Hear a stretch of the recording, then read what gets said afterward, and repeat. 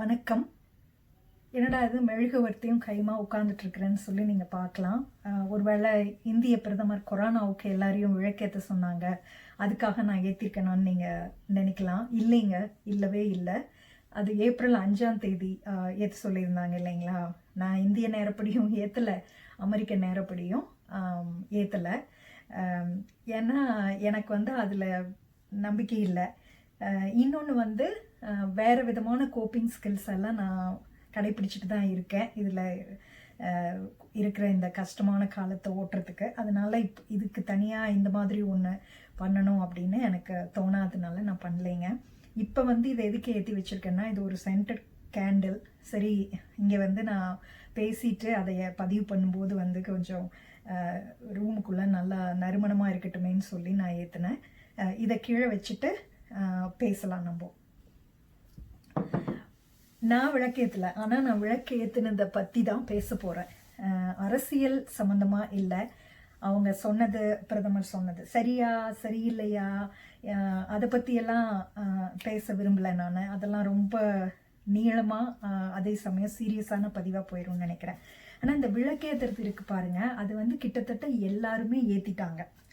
அரசியல் பற்றி தெரிஞ்சவங்க, தெரியாதவங்க, பிரதமரை பிடிச்சவங்க, பிரதமரை பிடிக்காதவங்க, எல்லாரும் நிறைய பேர் ஏற்றிருக்காங்க இல்லைங்களா.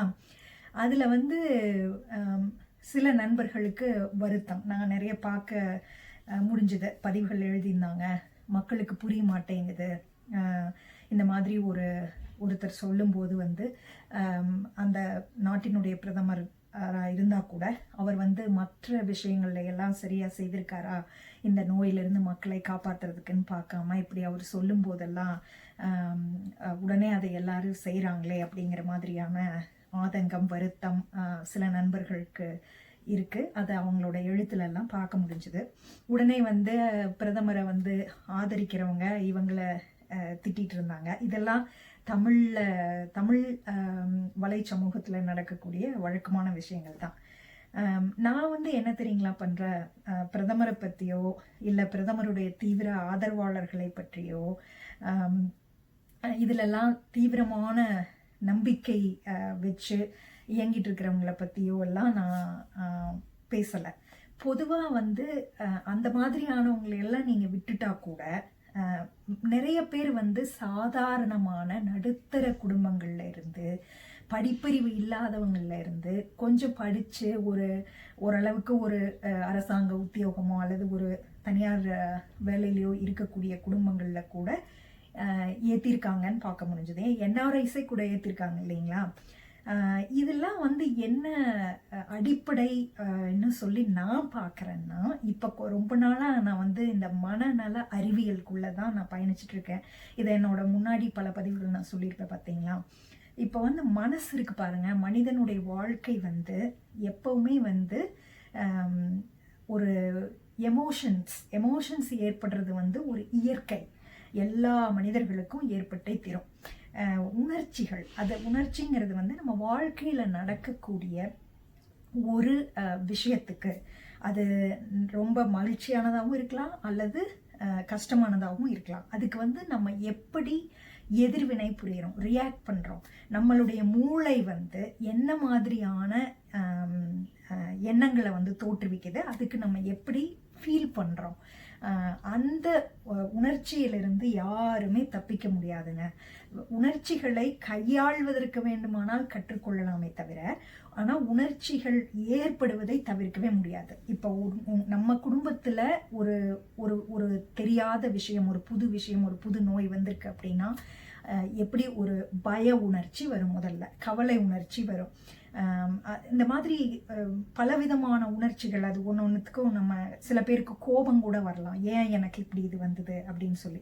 அதெல்லாம் அந்த immediate reaction to the happening, நம்ம வாழ்வில் நடக்கக்கூடிய விஷயங்களுக்கு எல்லாவற்றுக்கும் நம்மிடமிருந்து நம்முடைய மூளை ஒரு உடனடி ரியாக்ஷனை உற்பத்தி செய்கிறது.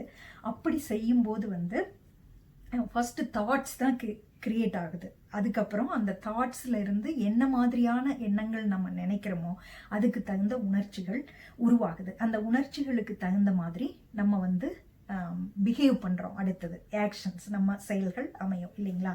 இது காலங்காலமாக ஆதி மனிதன்ல இருந்து இப்போ இருக்கக்கூடிய தொழில்நுட்ப மனிதன் வரைக்கும் இந்த உணர்ச்சிகளில் ஏற்படக்கூடிய உணர்ச்சிகளில் மட்டும் மாற்றங்கள் எதுவுமே இல்லை. ஒரு புது உணர்ச்சின்னு ஒன்றை யாரும் நம்ம கண்டுபிடிச்சிடல. நம்ம பாட்டன் காலத்திலிருந்து எப்படி அவங்களுக்கு ஒரு வாழ்க்கையில் வரக்கூடிய சோதனைகளை பார்த்து கலங்கும் போது அவங்களுக்கு வந்ததும் கண்ணீர் தான், நமக்கு வரதும் கண்ணீர் தான். அந்த இப்போ இது எப்பொழுதுமே மனித சமுதாயத்தில் இதை தவிர்க்க முடியாது இல்லைங்களா? வாழ்க்கையில் சில விஷயங்கள் இயற்கைப்படி எப்பொழுது பிறப்புன்னு ஒன்று உருவாகுதோ அப்போவே இறப்பு முடிவு செய்யப்பட்டது.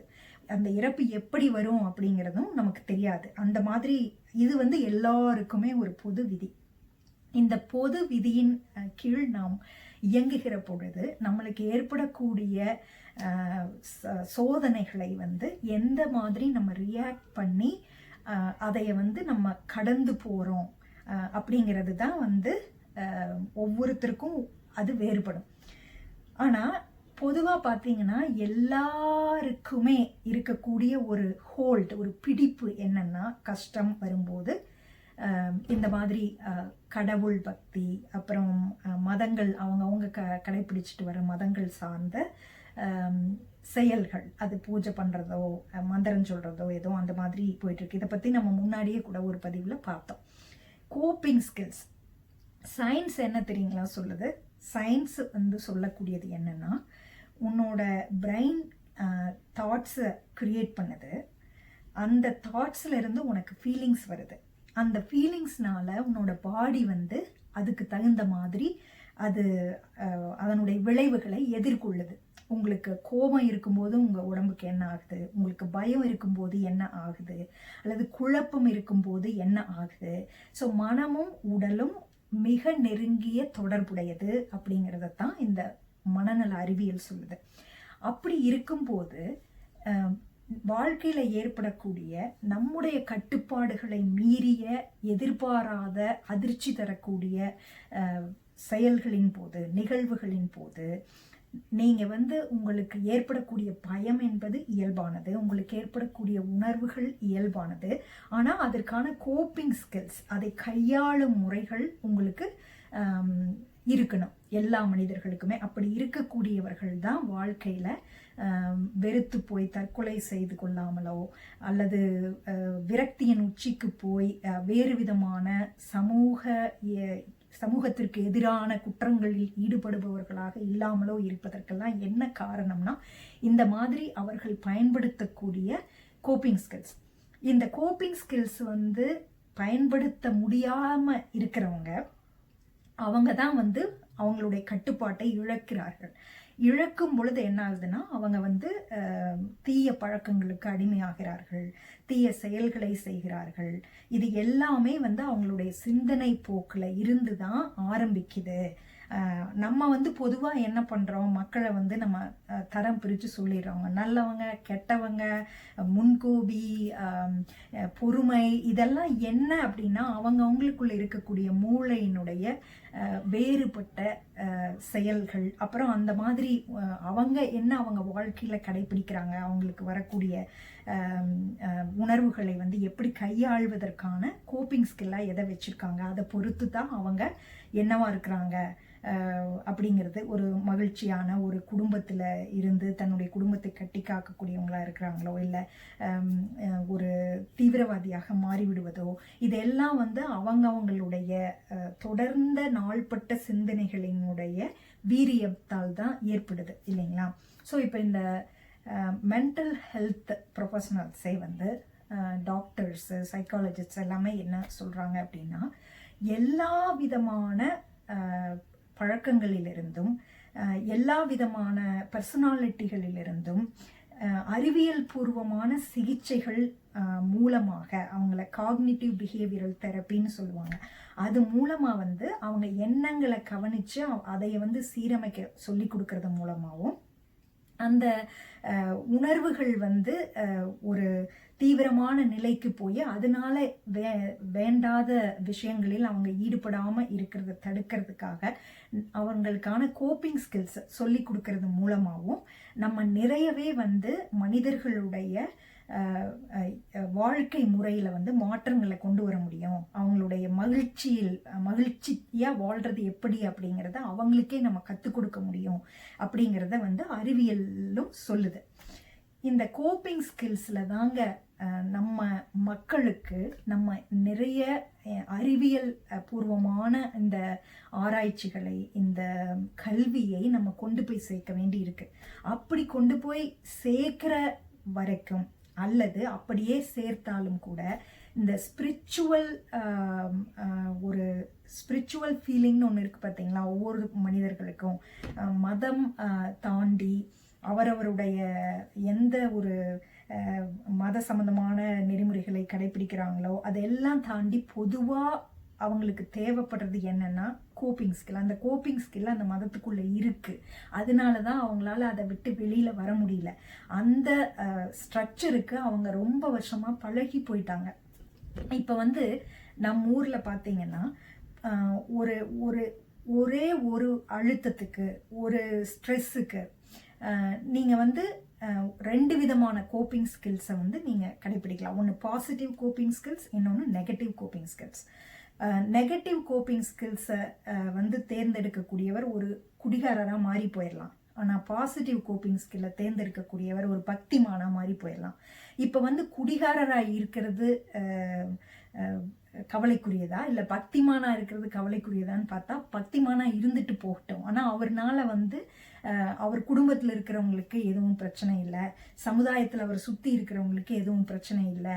அப்படிங்கிறப்போ அறிவியல் சிகிச்சையும், மனநல அறிவியல் சிகிச்சையும், ஸ்பிரிச்சுவாலிட்டி தான் உனக்கு ஒரு கோப்பிங் ஸ்கில்னா நீ அதை பயன்படுத்திக்கிறதுல தப்பு இல்லை. அது ஒரு பாசிட்டிவ் கோப்பிங் ஸ்கில்லாக இருக்கிற வரைக்கும் அப்படிங்கிறாங்க. ஸோ அப்படி பார்த்தா நம்ம மக்களுக்கு தெரிஞ்சதெல்லாம் ஒரு சாமியை கும்பிட்டு விளக்கை ஏற்றி வச்சு எல்லாம் சரியாக போயிடும், இருளெல்லாம் சரியாக போயிடும் அப்படிங்கிறது வந்து it is an established structure. அங்கே பார்த்தீங்கன்னா அது நம்ம வந்து இந்த சிவன் பெருமாள் இந்த மாதிரி வந்தவங்களையெல்லாம் விட்டுருவோம் நீங்கள். ஆனால் கிராமத்தில் பார்த்தீங்கன்னா நான் பேசும்போதெல்லாம் சொல்கிறாங்க, இந்த கொரோனாவையும் அவங்கெல்லாம் சேர்ந்து இந்த அம்மையோட சேர்த்து அந்த லிஸ்ட்டில் சேர்த்தி மாரியாத்தா கோயிலுக்கு போக ஆரம்பிச்சிட்டாங்க போல இருக்கு. ஏதோ வேப்பிலையை பொறிச்சிட்டு வர்றோம், கும்பந்தாவி வைக்கிறோம். இந்த கும்பம் தாவி வைக்கிறதுனா ஒரு சொம்பு மாதிரி இருக்கும், அதுக்குள்ளே தண்ணி ஊற்றி அதில் இலை போட்டு வைப்பாங்க, மஞ்சள் தெளிக்கிறோம் அப்படிலாம் சொல்கிறாங்க. என்ன சொல்கிறது அவங்களுக்கு சொல்லுங்கள். நான் அது செய்ய போகிறதில்ல. ஆனால் அதை செய்யக்கூடிய அவங்களுக்கு வேறு என்ன மாதிரியான கோப்பிங் ஸ்கில்லை எஸ்டாப்ளிஷ் பண்ணி வச்சுருக்கோம் நம்மளுக்கு அப்படி பண்ணணும்னா முதல்ல நம்ம நாட்டில் தேவைப்படுவது வந்து மனநல சிகிச்சை முறைகளும் மனநல பயிற்சி முறைகளும் அறிவியல் மூலமாக, மருத்துவர்கள் மூலமாக, அதுக்குன்னு படித்தவங்க மூலமாக நம்ம கொண்டு போய் சேர்க்கணும். அதை கொண்டு போய் சேர்க்கிற வரைக்கும் எப்பவுமே நீங்கள் இன்னொரு ஆல்டர்னேட்டிவ் சிஸ்டத்தை நீங்கள் வந்து எஸ்டாப்ளிஷ் பண்ணுற வரைக்கும் இருக்கிற சிஸ்டத்தை எடுக்கவே முடியாது. ஸோ அதில் வந்து அவங்க திடீர்னு எடுத்துட்டோம்னா அவங்களால வாழவே முடியாது, எல்லோரும் பைத்தியமாயிருவாங்க. அந்த மாதிரி தான் வந்து நான் நினைக்கிறேன். எல்லா மக்களும் சரி, விளக்கு தானே, அது சும்மாவே நான் ஏற்றிட்டு தான் இருக்கேன், ஒரு நாளைக்கு 2 தடவை ஏற்றிட்டு இருப்பேன். ஆனால் இப்போ கொரோனா வந்ததுக்கப்புறம் நான் 3 தடவை ஏற்றுறேன். சரி, மோடி சொல்கிறாருங்கிறதுக்காக இன்னொரு தடவை ஏற்றிட்டு போகிறேன்னு சொல்லி மக்கள் விளக்கேற்றிருப்பாங்க. அப்படிங்கிறது தான் என்னுடைய பார்வை. இதில் அதை வந்து நான் தப்புன்னு சொல்ல விரும்பலை. ஏன்னா அவங்க வாழ்க்கையே அவங்களுக்கு ஒரு பெரிய சவால். அதில் வேற இப்போ இந்த மாதிரி நான் பேசுறது வந்து மிக மிக சாதாரணமான மக்களை பற்றி, மேல்தட்டில் இருக்கக்கூடியவர்களையோ அரசியல்வாதிகளையோ பற்றி அல்ல, ஈவன் என்ஆர்ஐக்களை பற்றி கூட நான் பேசலைங்க. சாதாரண நிலையில் இருக்கிறவங்களுக்கு விளக்கு ஏற்றுவது ஒரு பாசிட்டிவ் கோப்பிங் ஸ்கில். அதனால அவங்க அதை பண்ணியிருக்கிறாங்க. ஆனால் அது பாசிட்டிவ் கோப்பிங் ஸ்கில்லாக இருக்கிற வரைக்கும், அதனால வேற எந்த தீய விளைவுகளும் ஏற்படாத வரைக்கும் இந்த மாதிரி விஷயங்களை செய்வதையெல்லாம் வந்து நம்ம அதற்காக நம்ம நேரத்தை செலவு பண்ணணுமா we have to choose our battle அப்படிம்பாங்க. நீங்கள் எதுக்காக சண்டை போடுறீங்க அப்படிங்கிறது நீங்கள் சூஸ் பண்ணணும். எல்லா விஷயத்தையும் எதிர்த்து நம்ம முக்கியமான விஷயங்கள் எங்கே நம்முடைய சக்தியை குவித்து நாம் சண்டை போட வேண்டுமோ அந்த இடத்திலே போடுவதற்கான சக்தியை தேவையில்லாமல் செலவு செய்வது தான் இந்த மாதிரி விஷயங்களை எல்லாம் நாம் எதிர்ப்பது. அது என்னுடைய பார்வை. என்னுடைய ரொம்ப நெருங்கிய நண்பர்களுக்கும் நான் சொல்வது அதுதான். இவ்வளவுதான் இன்னைக்கு.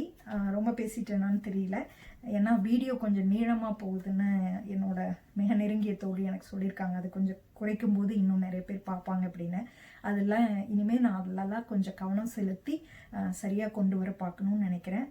எப்படி இருந்தாலும் இது வரைக்கும் நீங்கள் இந்த எண்ணங்கள், உணர்வுகள், செயல்கள் ஈஸ்ட் அண்ட் வெஸ்ட், கிழக்கும் மேற்கும், அதில் எப்படி வேறுபடுது அப்படிங்கிறதையெல்லாம் சொல்லணும் அப்படிங்கிறதுக்காக தான் நான் இந்த சேனல் ஆரம்பித்தேன்.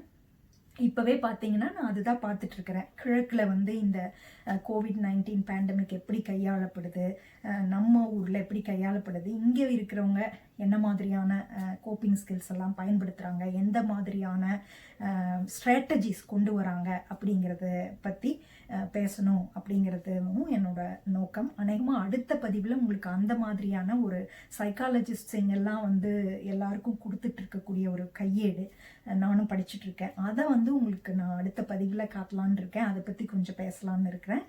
சப்ஸ்கிரைப் பண்ணுங்கள், தொடர்ந்து இருங்க, மீண்டும் பேசலாம். நன்றி.